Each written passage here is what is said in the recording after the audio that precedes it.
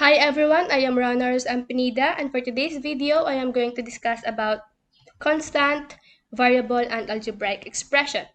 Before we proceed, let me show you first the objectives. Take the challenge. In this lesson, challenge yourself to attain the learning outcomes. We have two learning outcomes. The first one is to define and differentiate constant, variable, and algebraic expression. The second one is to illustrate monomial, binomial, trinomial, and polynomial expression. Before we proceed to our proper discussion, I have here a pre-activity entitled Guess Me. Identify the constant and variable in the given algebraic expression. I have here the table. The algebraic expression is given and you are going to identify what do you think is the constant and the variable in that algebraic expression. The first one is we have x minus 10. What do you think is the constant and the variable? So the constant of that is negative 10. And the variable is x. The second given is 10y minus 2. The constant is negative 2. The variable is y. Third one is 25x minus 5. The constant is negative 5 and the variable is x. The fourth one is negative mn. The constant is none and the variable is we have 2, m and n. The last one is negative 14k. The constant is also none and the variable is k. So, may nakuha ba kayong tamang sagot? If may nakuha kayo, then that's good for you. Pero yung hindi pa alam kung ano yung algebraic expression, constant, and variable, this lesson is for you. So, we will proceed. What is a constant? A constant can be defined as a fixed value which is used in algebraic expression and equations. A constant does not change over time and thus a fixed value. For example, the size of a shoe or clothes or any apparel will not change at any point. Ibig sabihin is, yung size mo yung nagbabago, hindi yung clothes or shoe na ginagamit mo. If it is small, then mananatiling small siya. Kapag large naman, then large lang siya. Then, if it's medium, then mananatiling medium siya. That's why a constant can be defined as a fixed value. We have here an example. Number of days in a week represents a constant. We have 1, 2, 3, 4, 5, 6, 7 because it has 7 days. In mathematical problem naman, we have in algebraic equation, x plus y equals 8. 8 is a constant value and it cannot be changed. 8 is a fixed value. The second problem is we have in the expression 5x plus 7, the constant term is 7. So take note guys, yung 5 dito hindi siya constant kasi leading coefficient siya ng x. Naiintindihan ba? If naiintindihan, we will going to proceed sa variable. So what is variable? A variable is a quantity that may change its value within the context of a mathematical problem. When a variable is used in a function, we know that it is not just one constant number, but it can represent many numbers. A symbol whose value changes with the situation is called a variable, like x, p, r, s, t, or etc., or our alphabet. We have here an example. Yung example kanina sa constant is gagamitin natin sa example dito. In algebraic equation, x plus y equals 8. X and y are the variables whose values can be changed depende sa situation. The second one is, in the expression 5x plus 7, the variable term is x. Yung 5, hindi ko siya kasama sa variable kasi leading coefficient siya. So, that is the variable. Now, let me proceed to algebraic expression. What is an algebraic expression? An algebraic expression is a mathematical phrase that includes variables, constants, coefficients, and algebraic operations. It is separated by algebraic operations like the addition and the subtraction. For example, we have 5x squared plus 6xy minus 3 is an algebraic expression. Unlike algebraic equations, algebraic expressions do not have equal sign. So makikita nyo naman dito na wala siyang equal sign. So this is an algebraic expression. We have here an example, 3x plus 4y minus 7. Wala siyang equal sign, di ba? So this is an algebraic expression. These expressions are represented with the help of unknown variables, the x and y or the variable, the constants, which is the 7, negative 7, and the coefficients, that leading coefficient, which is the 3 and the 4. The combination of these three as terms is said to be an expression.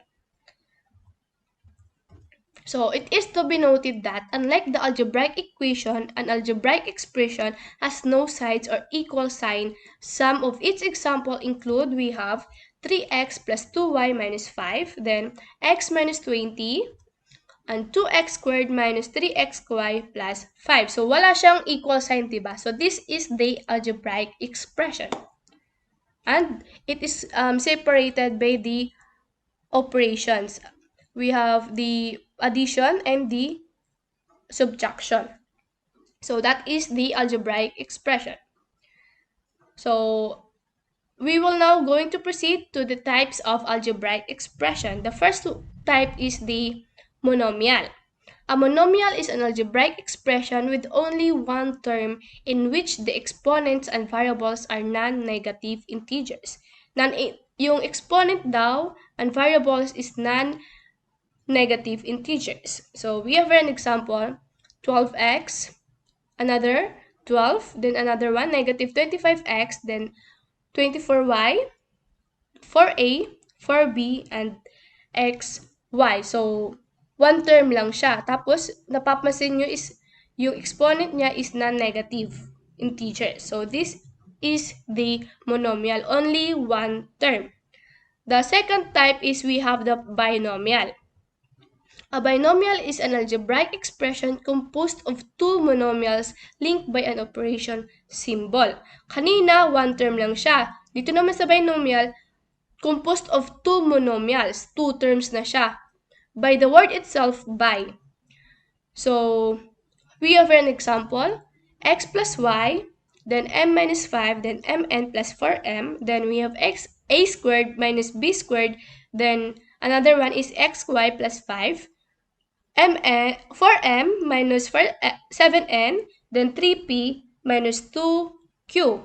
So, mapapansin nyo, two terms na siya. Dalawang terms linked by an operation symbol, which is the addition and the subtraction.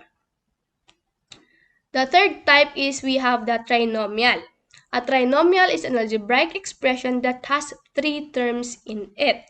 Kanina, sa binomial, two terms lang siya. Dito naman sa trinomial, tatlong terms na siya linked by an operation symbol. We have an example is x plus y plus 7, ab plus a plus b, 3x squared minus 5x plus 2, and m plus n plus 10. So, this is a trinomial. Tatlong term na siya linked by an operation symbol, which is the addition and the subtraction, diba? Paiba-iba na siya. So, that is the trinomial. The last type is we have the polynomial. A polynomial is an algebraic expression with any amount of terms greater than 1 but not infinite amount. So, ibig sabihin, yung binomial kanina, ang trinomial, polynomial din siya kasi a polynomial is an algebraic expression with any amount of terms greater than 1 but not infinite amount. Yung trinomial is mako-consider na polynomial. Yung binomial mako-consider na polynomial. The examples of polynomial are, we have ax plus by plus ca, x cubed plus 2x plus 3. Then we have 1.2ab minus 2.4b plus 3.6a. And the last one is we have 1 plus x squared plus xy. So, trinomial din siya, di ba? Tatlong term din siya. Linked by an operation symbol, the addition and the subtraction. So, we have the degree of a polynomial. So what is the degree of a polynomial? The greatest power or exponent of a polynomial is called its degree. So we have an example, the degree of x cubed plus x squared plus x is 3. Kasi siya yung pinakamalaki na exponent. Yung 3 is the greatest power or exponent of the polynomial. Kaya yung degree is 3. The second example is we have the degree of y raised to 5 plus 2y raised to 4 minus 15y raised to 3 minus 3y squared plus 10y minus 1 is the degree is 5.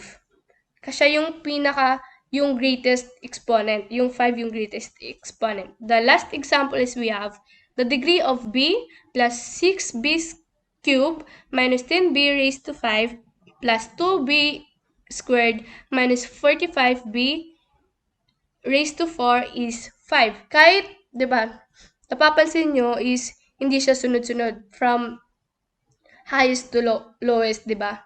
Ano siya, disarrange. Pero pag i-arrange mo siya from highest to lowest, yung exponent niya, yung greatest power niya is 5 pa rin. That's why the degree of this polynomial is 5. So, naiintindihan na ba? If naiintindihan, then thank you for listening. That's all for my discussion. Again, I am Ronald Sampanida. Thank you for listening.